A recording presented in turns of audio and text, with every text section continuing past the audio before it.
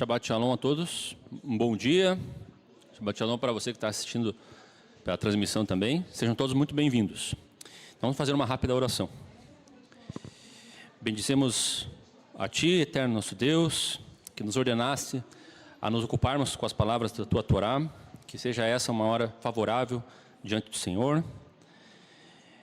Ajuda-nos, Senhor, com o grande poder da Tua salvação e que o Senhor seja misericordioso para com cada um de nós, inclusive com este que trará o estudo desta manhã. Em nome de Yeshua. Amém.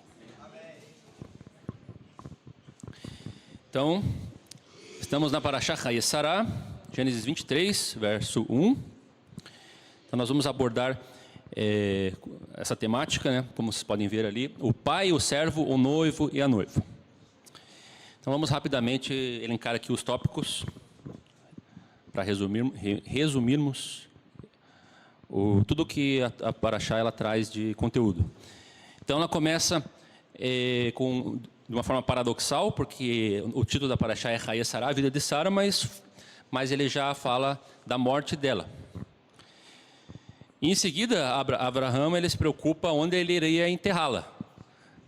Então, ele vai até os filhos de Et e vai falar com Efron para ele adquirir um campo, um território, para que ele pudesse ter o direito de enterrar a sua esposa falecida. E logo depois disso, a preocupação volta-se a Yitzhak, filho de Abraham, para que ele tivesse uma esposa, mas que essa esposa não fosse lá da terra de Canaã, onde eles já estavam habitando. Então ele manda um servo com uma missão de procurar lá da parentela dele. E daí nós vamos ver o motivo disso. E aí finalmente, né, esse servo ele volta com a Rivka, que era parente lá, irmã de Labã. Volta lá de Harã. E aí encontra-se com Isaac, eles se casam. Depois disso, Abraham ainda, depois de resolvida essa questão, ele também não fica sozinho, casa-se também com uma mulher chamada Ketura. Tem mais outros filhos. Aí depois, com isso termina a saga de Abraham, né? A morte dele, daí os seus filhos Yitzhak e Ismael vêm para sepultá-lo. E aí depois finalizamos com a genealogia de Ismael. Então, se nós formos observar assim, qual é o tema principal dessa Parashá? O que ela gasta mais tempo falando? E aí nós vamos ver que a maior parte da Parashá vai falar sobre a necessidade do casamento de Yitzhak. Então a gente vai ver que a maior parte ali da história vai se voltar ali para a missão de um agente especial que vai ser incumbido de uma missão imprescindível ali, que era viabilizar o casamento de Yitzhak, que é aquele servo que é enviado para fazer isso. Porque ali nós temos uma situação difícil, né? Porque Yitzhak não poderia se casar com nenhuma mulher de Canaã. Lembremos que eles já tinham saído lá da Mesopotâmia, lá de Ur, depois passaram por Harã e finalmente chegaram em Canaã.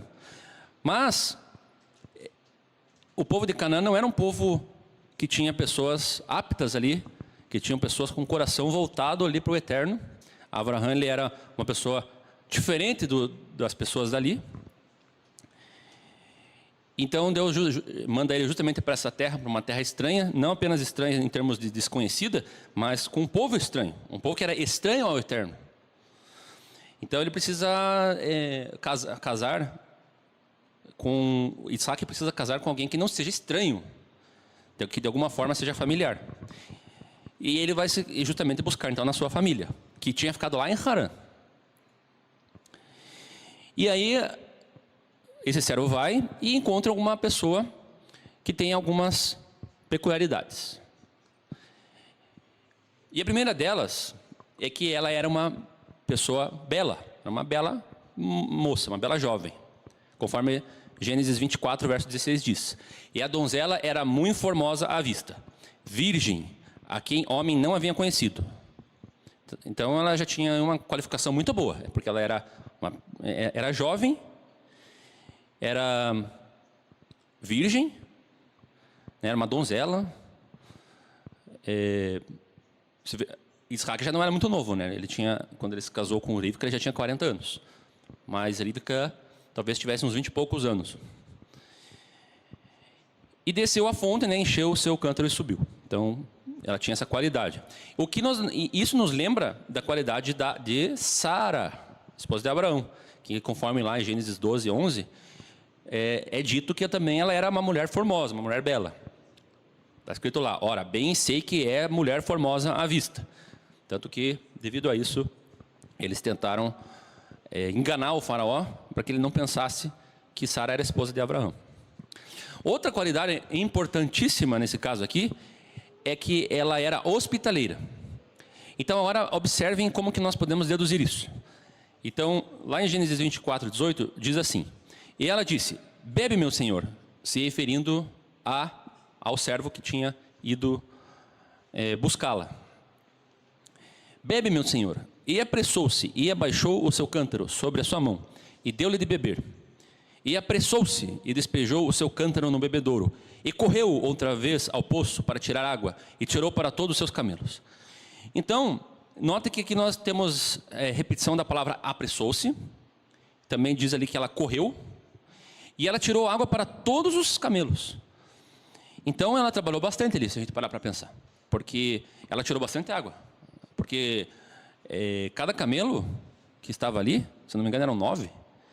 Cada camelo bebe dezenas de litros de água. Não é que nenhuma pessoa que bebe 1 litro de água ali e vai estar saciada. Os camelos bebem muitos litros. Então ela tirou ali, talvez centenas de litros de água ali. Ela teve um belo de um trabalho. Mas ela não mediu esforços ali para atender esse estranho, esse forasteiro. E isso nos lembra de que Abraão também agiu dessa forma lá em Gênesis 18, verso 2. Abraão ergueu os olhos e viu 3 homens em pé, a pouca distância. Quando os viu, saiu da entrada da sua tenda e correu ao encontro deles, e curvou-se até o chão. E Abraão foi apressadamente à tenda e disse a Sara, depressa, pegue 3 medidas da melhor farinha, amasse-a e façam os pães. Então, Abraão, ele tinha pressa em atender. Geralmente, quando você tem pressa para fazer alguma coisa, é algo que você tem muito interesse. Você tem muita vontade, muita disposição para fazer. Quando não é do teu interesse, você não tem pressa. Você, deixa para depois eu faço, depois eu vejo. Mas quando é do teu interesse, você quer fazer rápido. Então, isso demonstra essa hospitalidade, que não era uma hospitalidade forçada, era uma espontânea. Ele tinha esse desejo de atender bem aquelas pessoas. E a gente nota que, então, Rivka tem uma qualidade similar à de Sara, que era de ser bela, e uma qualidade similar à de Abraão, que era de hospitalidade. E então agora nós podemos ver também uma outra propriedade aqui de Rivka. Se a gente ler lá em Gênesis 24, verso 51. Aqui está Rebeca, leve-a. E aqui ele diz assim, o pai de Rivka, ele diz assim, Car valer, leve-a com você, e que ela se torne a mulher do filho do seu senhor, como disse o Senhor. Então observem ali que tem um termo de destaque ali, car valer, ler. No verso 58, chamaram Rebeca e lhe perguntaram, você quer ir Hatelri, ao ler novamente aí, com este homem? E ela disse, sim, quero. E abençoaram Rebeca dizendo-lhe, que você cresça, nossa irmã, até ser milhares de milhares, uma grande população, e que sua descendência conquiste as cidades dos seus inimigos, amaldiçoarei os que te amaldiçoarem. Esses termos entre parênteses é uma adição minha. Porque milhares e milhares, ou seja, um grande povo. Conquiste as cidades dos teus inimigos. Ou seja, subjugue aqueles que forem contra você. O que lembra, amaldiçoarei os que te amaldiçoarem, dito a Abraão. assim como uma grande nação. Então, Rebeca e sua serva se aprontaram, montaram seus camelos e partiram. Mas no hebraico não está... tem uma palavra um pouco diferente, que é vatelachna. Vatelachna. De novo, uma palavra derivada do ler, do lalechet, que é ir. E assim o servo partiu, levando Rebeca, Rivca. Então, o que a gente nota em comum aqui com um outro personagem nosso, que é o Abraão? É porque essa palavra ler é muito importante na vida de Abraão. Ler, lechá, sai da tua terra, vai para uma terra estranha, uma terra que eu te mostrarei, que você não conhece ainda, mas que eu vou te mostrar. E Rivca estava passando por esse mesmo processo. Ela também estava saindo daquela terra que ela estava, para uma terra estranha. E você nota como esse ler repete ali na história de Rivca. Farei de você um grande povo e o abençoarei. Tornarei famoso seu nome e você fará uma bênção. Também isso foi dito pela família de Leia, de Rivca, aliás. Que elas tornariam um grande povo, né? Pelos seus descendentes. Abençoarei os que te abençoarem, amaldiçoarei os que o amaldiçoarem. E também é dito isso para Rivca, que ela conquista a cidade dos seus inimigos. E olha só, olha que interessante, nessa parte aqui, ó, do capítulo 12, nós temos uma estrutura textual em que nós começamos a palavra com uma palavra e termina com a mesma palavra. Isso acontece na Torá várias vezes. Então ele começa lá no verso 1, ler, lechá, e termina vaieler, ou seja, a mesma palavra ler, que começa, é a que termina. O que mostra ali que a temática é justamente essa, ler. Isso aqui acontece exatamente isso no trecho com Rivka lá no verso 51, ó, valer. E aí termina 61, vatelachna. Então, isso daí mostra mais também que essa situação de Rivka, ela está repetindo o que já havia acontecido com Abraão. Agora, se a gente tirar a lupa aqui da história de Rivka, e se a gente ampliar e ver o livro de Bereshit como um todo, então o que a gente vai entender?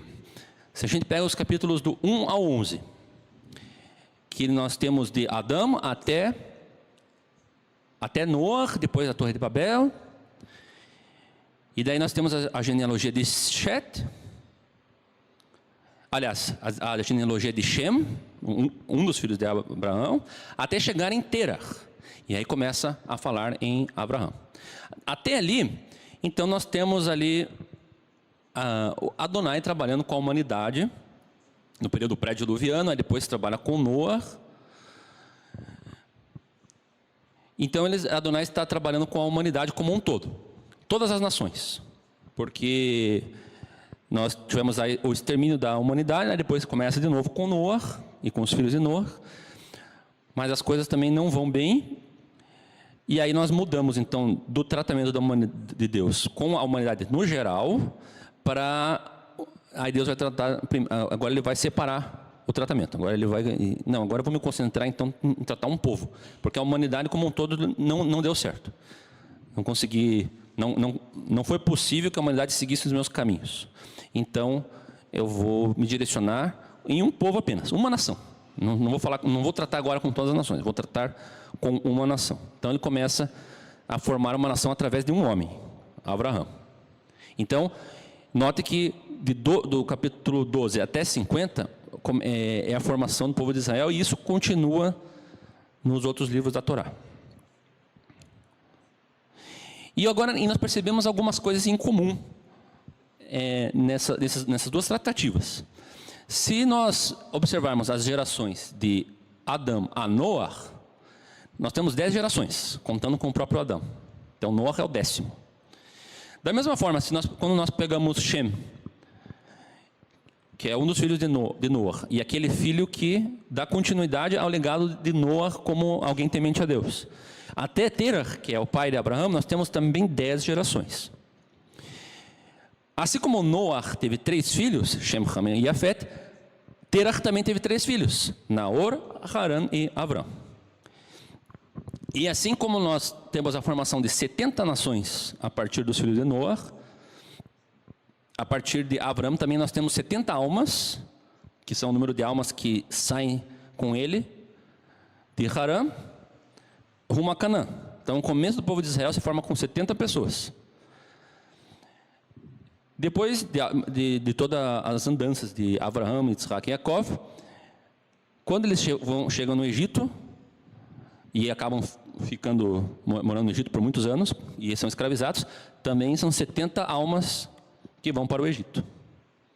Então, note que o 70, né, o 70 ele fala de algo dentro do aspecto terrestre, de algo que fecha um circuito, que fecha uma totalidade, uma plenitude.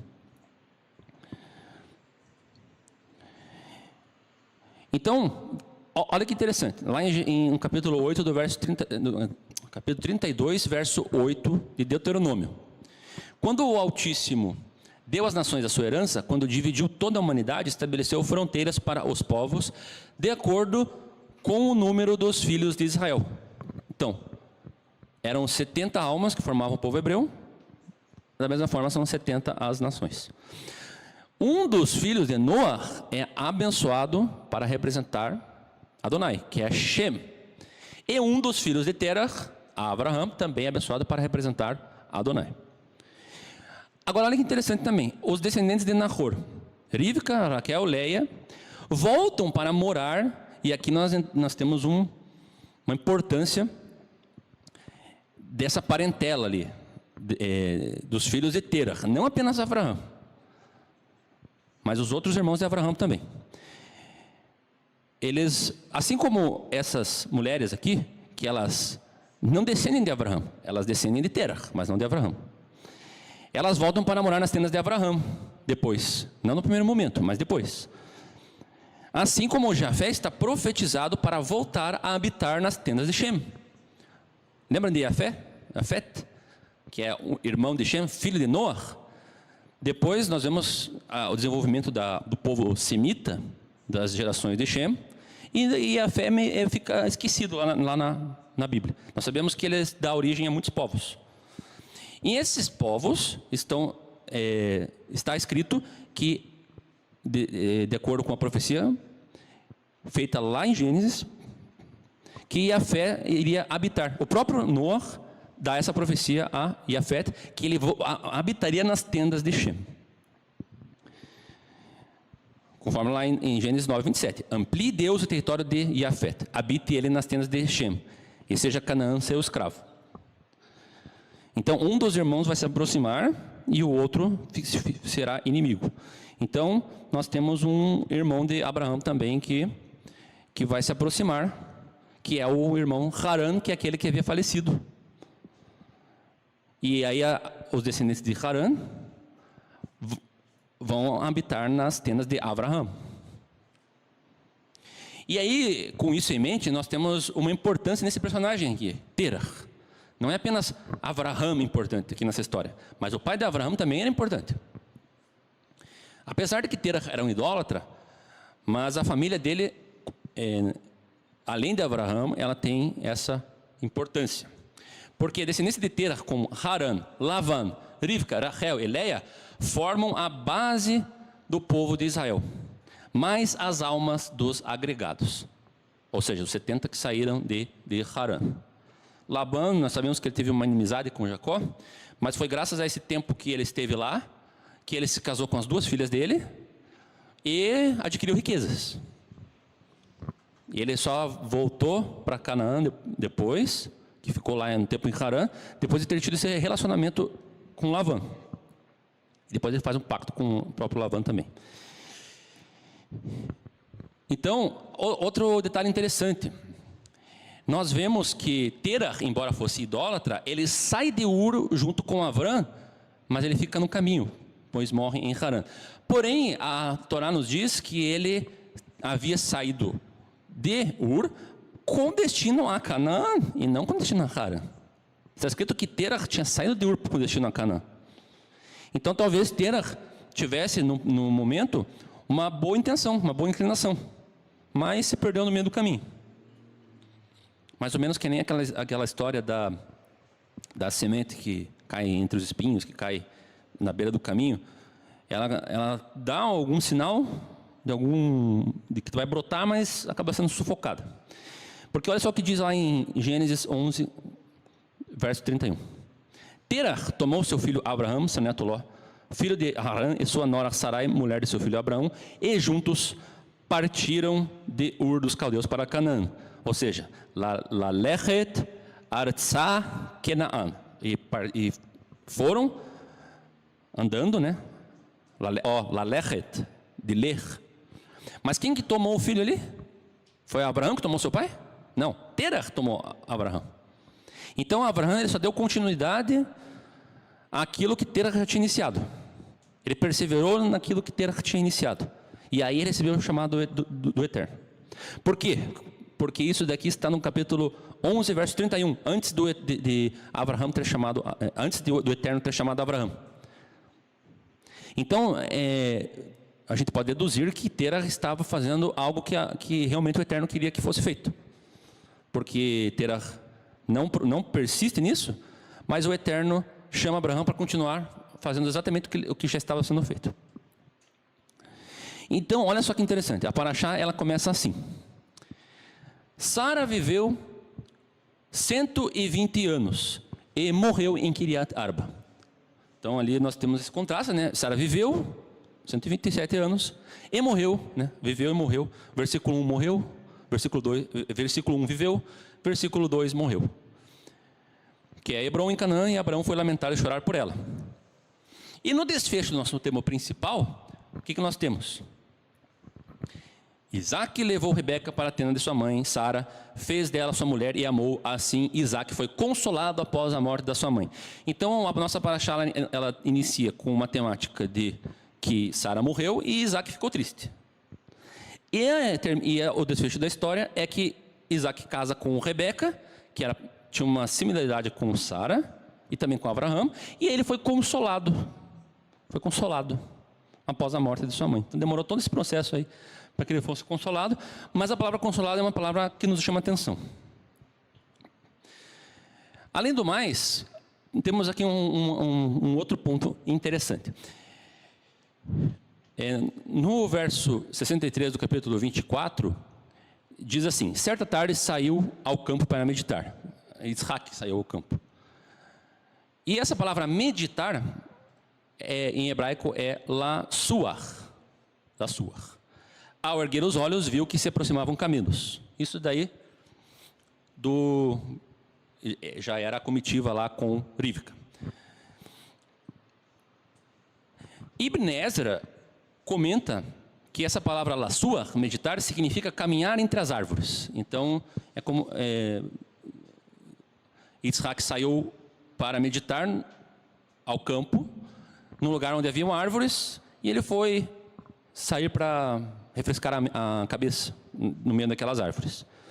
O que nos lembra de Deus que andava no jardim, conforme a gente está escrito, que a gente pode ler lá em Gênesis 3:8, ouvindo o homem e sua mulher os passos do Senhor Deus, que andava pelo jardim, quando soprava a brisa do dia, esconderam-se da presença do Senhor Deus entre as árvores. Entre as árvores. Já Rashi, ele diz assim: meditar significa, na verdade, orar, conforme Gênesis Rabá 60:14, como encontramos no Salmo 102:1, uma oração do aflito, quando ele derrama seu apelo, sirro. Então a palavra lasuar é uma meditação de apelo, a pessoa no seu íntimo está clamando por algo, está fazendo um apelo, uma petição. E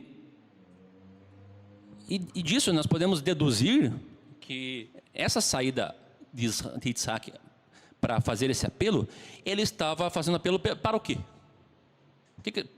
Qual era esse apelo? Qual era o motivo na meditação de Yitzhak? Yitzhak estava triste porque Sara havia falecido. Abraham mandou um servo buscar uma esposa que ele não conhecia. Então Yitzhak está fazendo um apelo ao Eterno para que a sua esposa venha e que ele se case, para que ele não fique só, para que ele seja consolado, para que ele tenha um propósito no chamado dele, para que isso se perpetue. Então ele está ali intercedendo, ele está intercedendo para que a missão do servo dê certo, que ela seja bem sucedida. Ele está intercedendo. E nós sabemos que Yitzhak, ele tem um paralelo com Yeshua. Nós sabemos disso pela Akedah, que é um dos paralelos maiores, né? O pai sacrificando seu próprio filho. Então, Isaac saía a orar a Deus à tarde, suplicando por sua futura esposa. Podemos deduzir isso. Não está explícito ali no texto, mas com base nessas análises aqui, nós podemos fazer uma dedução disso. Então, ele fazia isso enquanto o servo saiu em missão. Saiu em rumo a Harã. Além disso, nós podemos fazer uma alusão aqui de que Yitzhak, ele representa Yeshua na sua fase ascendente como nosso advogado junto ao Pai. Essa aqui é uma comparação que nós podemos fazer, porque, pensem, Yitzhak tinha sofrido a Akedah, ou seja, o momento em que ele é comparado ao Mashiach, ao Yeshua, quando foi sacrificado, quando foi amarrado lá na cruz, conforme foi explicado na parashá da semana passada, da Akedah. Depois passa isso, o que acontece? Yeshua, ele ascende, vai junto do Pai, ele fica só ele e o Pai. E qual que é agora a próxima etapa? É que Yeshua volte depois para encontrar com quem? Com a noiva. Então, Isaac não tinha encontrado a noiva ainda. Então ele está lá em intercessão. Ele está lá intercedendo junto ao Pai para que venha a noiva. Então, na primeira vinda ele foi sacrificado, Akedah. Na segunda vinda ele vem para as bodas, com Rivka, e herda o reino e recebe a herança de Abraham, seu pai. E nessa história nós temos ainda o servo, um personagem importante aqui, que quem era esse servo? Esse servo, ele era o principal governante, ele era a pessoa que tinha o maior poder na casa de Abraham. Seu nome não é revelado nessa história, mas nós podemos assumir que se tratava de Eliezer, porque Eliezer era aquele servo que anteriormente, quando Abraham ainda não tinha tido o seu herdeiro, o seu filho, ele pensava que não teria filhos, então ele teria que deixar a sua herança para esse servo, chamado Eliezer, que era o seu homem de confiança, era a pessoa que ele tinha como um filho. Mas, nessa história, nós não sabemos se era realmente Eliezer, porque o texto não fala, mas podemos assumir que era. E aí nós temos um ponto interessante aqui, é que quando o servo ele tem êxito na sua missão, então Yitzhak é consolado. E isso nos faz lembrar do Ruach HaKodesh, que é o Consolador, que fala lá em João 14, verso 26. Aquele Consolador, o Espírito Santo, que o Pai, o Ruach HaKodesh, que o Pai enviará em meu nome. Aqui Yeshua falando. Esse vos ensinará todas as coisas, e vos fará lembrar de tudo quanto vos tenho dito. Ou seja, ele vai preparar a noiva. Ele vai estar junto com a noiva antes do noivo. Não os deixarei órfãos, voltarei para vocês.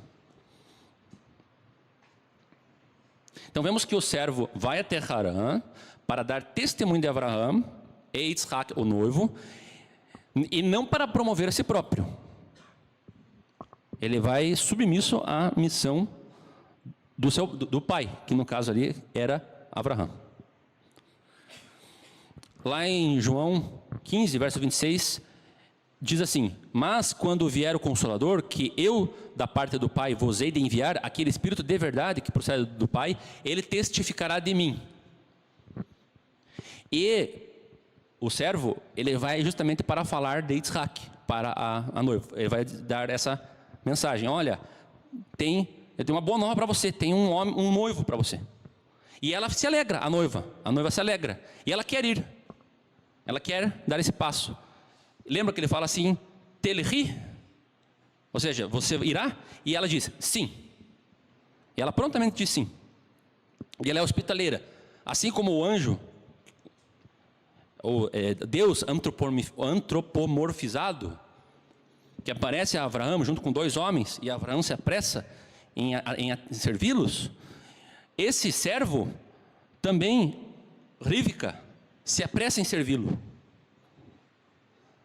E ele dá essas boas novas para ela. E ela prontamente diz sim e vai. Então, João 16, 15. Tudo quanto o Pai tem é meu. Por isso vos disse que há de receber o que é meu e vou-lo há de anunciar. E olha o que está escrito aqui em Gênesis 24, 22. O servo, ele traz bens ali. Ele traz ouro. Ele traz metais preciosos ali. Riqueza. E aconteceu que, acabando os camelos de beber, tomou o homem um pendente de ouro de meio ciclo de peso e 2 pulseiras para suas mãos, do peso de 10 ciclos de ouro. E a donzela correu e fez saber essas coisas na casa de sua mãe. Então, além de ela receber as boas novas, ela ainda anunciou na sua casa essas boas novas. De que ela iria, assim, que ela tinha um noivo e que ela haveria de ir. Então, isso nos ensina fortemente que Rebeca nos ensina o caráter da noiva, né? O caráter da igreja, o caráter da Kahal, da comunidade dos filhos de Deus, que somos nós, que é bela e hospitaleira, rápida em receber o Espírito e o testemunho sobre o noivo, para no final casar-se com ele e herdar o reino. Então, Rebeca teve pressa ao se deparar com o servo, assim como Abraão teve pressa ao se deparar com Deus, na sua forma ali antropomórfica. Assim como Deus também mandou que os hebreus saíssem às pressas do Egito para encontrar-se com ele no Sinai, né? Conforme está escrito lá em Êxodo 12, 11. Assim, pois, o comereis, os vossos lombos cingidos, os vossos sapatos nos pés e o vosso cajado na mão. E eu comereis apressadamente, esta é a Páscoa do Senhor. Porque Deus estava com pressa de que o povo de Israel saísse logo do Egito e fossem encontrar com eles para louvá-lo no deserto. E para encontrar-se para esse casamento, né? Que é o tema principal da nossa paraxá. Então é isso. Shabbat shalom a todos, que o Eterno abençoe.